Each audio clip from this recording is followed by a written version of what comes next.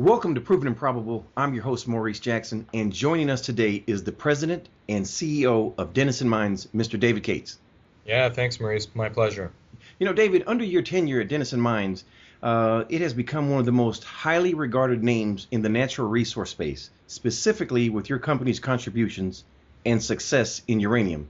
Offline, I've had discussions with some of the biggest names in the natural resource space, and they basically agree that Denison Mines is going to be the next producer in the making. So it's quite an honor to have you here with us. Yeah, no, of course, my pleasure, Maurice. You know, since we last spoke at the Sprott-Stansberry conference, can you please share with listeners what is uranium used for, and what are the current supply and demand fundamentals of uranium? Sure. I mean, this is a question we get all the time. Everyone wants to know from Denison, what do we think about the uranium space? You know, right now you've got 489 reactors that are operating around the world across 30 countries. But the most exciting part of the story is that we've got 69 new reactors that are under construction. These are reactors where we've actually got concrete being poured and dollars being put into the ground. And then we've got another 158 reactors that are either ordered or planned. And ordering and planning a reactor, that's just not wishing that you build one. There's a process involved here with permitting and licensing, and all of this stuff requires a significant amount of capital. So when we see those reactors being in queue to come to the market, it's not that it's pretty reliable, I guess is what I would say, that these reactors will actually be built because of the investment that goes into it at all stages. Okay. With that being said as well, have the reactors in Fukushima, Japan, have they come online? Yeah, so we are starting to see the recovery in Japan. 2015 was actually quite a milestone year for the industry. We did see the first reactors come back online and achieve commercial production in Japan after Fukushima. And we've seen additional reactors come online already in 2016. So at the end of the day, we're looking like we'll see another 5 units or so later within the next year or so out of Japan. And ultimately, 20 to 30 of these reactors we're expecting to come back online at the end of the day once Japan has fully re-embraced nuclear energy. Mm-hmm. Now, with with Japan coming back online, how will that impact the supply and demand of uranium? Yeah, it's interesting. Japan has been an overhang for a while in the space because they haven't been in the market. And obviously them coming back to the market means that they're going to be using some of their inventories and using material. But at the end of the day, Japan is not really the story when you look at the fundamentals in the space. The story is really China. Because as much as Japan will be coming back to, say half of their fleet, China is adding hundreds of reactors, right? So Japan really is less relevant than people might think when it comes to the grand scheme of things. Yeah, thank you for clarifying that. As well, with speaking with supply and demand, how does oil and gas affect the price of uranium, or does it at all? Well, it shouldn't, and it doesn't seem to affect the actual price of uranium, but oil and gas does have a significant bearing on uranium equities, and that's a bit of an inadvertent result, but there really isn't a connection other than oil and gas being a source of energy and uranium being a source of energy, but they're not really competing with each other, because nuclear power is all about baseload energy. It's about keeping the lights on 24 hours a day. It's about hospitals, things that need power at all times, large infrastructure.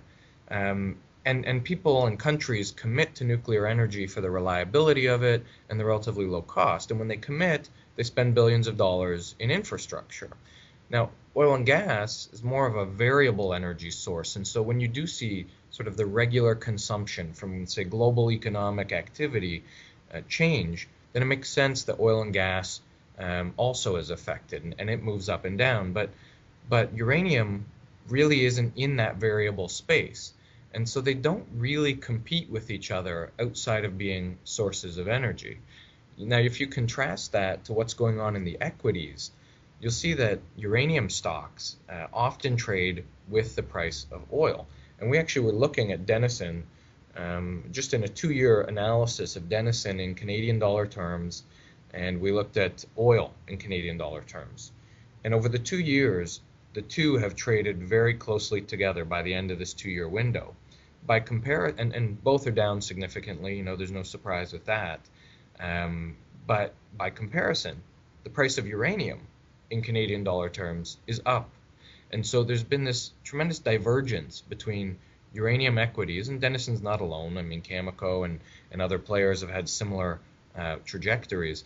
These uranium companies have basically diverged from what's happening in uranium and the price of uranium. And that's where it all seems very interesting, because if you're a value investor, there really is an opportunity there, because at the end of the day, the uranium market will dictate the uranium price, not oil and gas. But right now, it seems like oil and gas has dictated the price of the uranium equities. Well, thank you for that clarification. David, based on your analysis, the price of uranium should be significantly higher right now, specifically with the supply and demand fundamentals as you just presented with us. Conversely, though, investors very seldom buy low and sell high. In your experience, is this where the astute investors deploy capital to companies that have proven management, large, high-grade deposits, and a solid balance sheet, such as Denison Mines? Yeah, Maurice, I mean, that's 100% online with what I'm talking about. We've basically got a situation where the uranium equities, including Denison, are undervalued. You look at where you want to put your money to take advantage of this fundamental rise in the price of uranium that we believe will happen. And really, what choices do you want to make? I think you do want to look for reliable and trusted management teams. I think Denison is unmatched in that area because of our connection with Lucas Lundin. He's our executive chairman, and there's few people in the mining space that have had the success of Lucas Lundin. And I think you also want to look at the quality of assets and the jurisdiction you're investing in. And I think Canada and the assets that Denison has in the eastern part of the Athabasca Basin are also difficult to rival. We've got the Phoenix deposit and the Griffin deposit, and I'm sure we're going to talk more about those on the Wheeler River property. This is a property that's amongst a tremendous amount of infrastructure from the existing uranium mines and mills in the eastern part of the basin that are operated by Cameco and Areva. And really, when you want to look at investing in the space, right? You can be investing on the speculative side, or you can be investing on the torque side. And I think what Denison is going to offer better than anyone in the space in the coming months and years is torque. Because when this price rises, right, the big investors out there, the institutional investors, what they want to buy into is the company that will be able to make the most, take advantage of it the most. And the company that typically takes advantage of a rising price environment the most, from a share price standpoint, is the developer. It's the company that is going to be the producer. It's not always the producers, because they just don't offer the same leverage, and it's not always the exploration or junior companies, because they really may not be able to develop their assets in order to take advantage of the rising price. So it's that producer in the making that stands to maximize return for shareholders. And that's really what Denison has to offer, is that path to production. And I think you're right, the astute investor could see that as quite an apparent opportunity right now. You mentioned you touched on several subjects here that I definitely want to delve into a little bit further. Geographically, let's share with the listeners, where is Denison Mines? Where are your projects right now? Yeah, absolutely. I mean, Denison has been a diversified company before. We used to be in the U.S. and we used to be in Mongolia. We've sold both of those interests. Right now, the company is focused in Saskatchewan, in northern Saskatchewan, in a district called the Athabasca Basin, and we're specifically focused in the eastern part of the Athabasca Basin.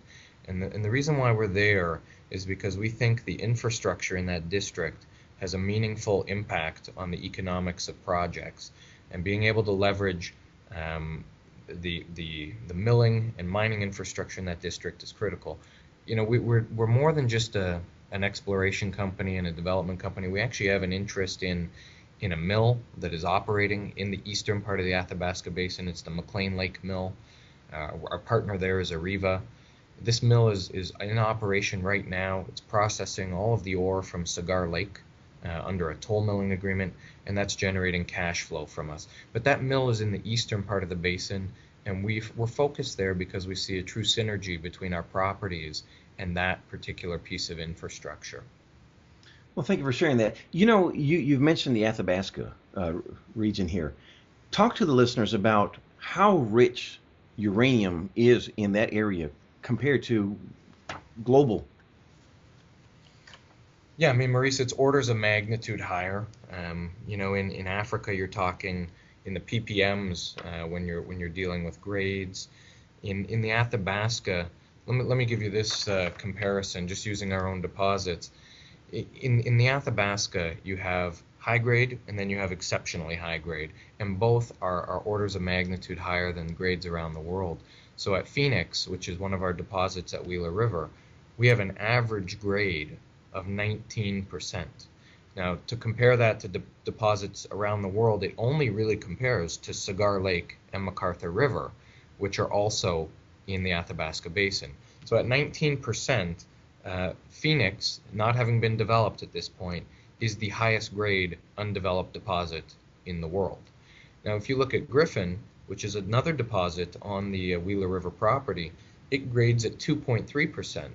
And it seems like that's not very high grade by comparison to 19, but 2.3% is still, again, orders of magnitude higher grade than where you would find on average around the world. Thank you for sharing that as well. Yeah, so I'm listening here. I hear grade and I hear infrastructure. Regarding the infrastructure here, you have highway and you also have electricity. Is that correct? It's true. At Wheeler River, the power line and the highway that are connecting the McArthur mine with the Key Lake mill runs right through our property, and it's a fantastic thing when you take investors and analysts. We've toured them around Wheeler River. We were last there in September with a number of our analysts, and we fly into an airstrip that's already there at Key Lake with charter jets, all very comfortable. There's a washroom and all sorts of regular things at this small airport. We jump into our pickup trucks, and they drive us on a provincial highway. It's an all-weather highway. We drive on a provincial highway. While we're on the road, we see the power line, I should say, right next to us, running along the road. And then we happen to see ore trucks hauling ore from McArthur River down to Key Lake. And we see all of that as we're taking these investors up to Wheeler River. We get to the property, we cut off onto our own road, and within a few minutes, we're at our camp at Wheeler River. And it's remarkable to do that and to be in such a remote location in northern Saskatchewan and yet have all of that large-scale infrastructure ready and waiting for us to add another mine. It's remarkable to hear that, because it means you're really ahead of the curve, and that speaks a lot, of course, to management, which I do want to get to in just a minute. But before we do that, for the listeners, you had the sale with Mongolia, and you received the first payment on that. Talk to the listeners about that, please. Sure. I mean, we identified Mongolia as a non-core asset, and so we set out in 2015 to monetize it. And we were successful in reaching an agreement in the fourth quarter of the year with a group out of the Czech Republic called Uranium Industry. So we brought in 1.25 million US on closing. The really exciting part of this deal, though, is that with our help, Uranium Industry has applied for its mining licenses in Mongolia. And if they receive these mining licenses, then Denison has the right to additional payments under our agreement. And so we could see an additional $10 million US come in if we obtain 2 of the mining licenses. And on top of that, if Uranium Industry does develop these projects, we could see a further $2 million US come in as well in sort of milestone payments down the road. So altogether, you're looking at a deal over $13 million for assets in Mongolia, $13 million US for assets in Mongolia that really don't fit with our core objective of becoming a producer in the Athabasca Basin. So great deal on both sides, I think. Absolutely. And before we leave this discussion here, don't you have some exciting news regarding uranium participation today? Yeah, we do. We were successful in negotiating a new 3-year deal with UPC to act as the manager for UPC. So UPC, of course, is traded on the TSX under the symbol U, and Denison has been a partner with UPC for many years, acting as manager. What really excites me about continuing to work with UPC is the fact that it allows Denison to really assert itself as a leader in the uranium industry. UPC is a very unique company, holding uranium for the long term. It requires that we think a fair amount about our role in the uranium industry, and really examine where nuclear energy is going. And so that's very interesting for us to be engaged in that, rather than just being a mining company out there. At the same time, Maurice, it's critical to the Denison story because managing UPC generates cash flow for our company. And so we do look at around, in our budget for this year, we do have about $2 million Canadian coming in from managing UPC. And that's very important for our shareholders because it means that we're generating cash internally rather than having to dilute our existing shareholders with equity financings. You're providing a wealth of information, and I really do appreciate it. So you're procuring capital right now when the market is depressed.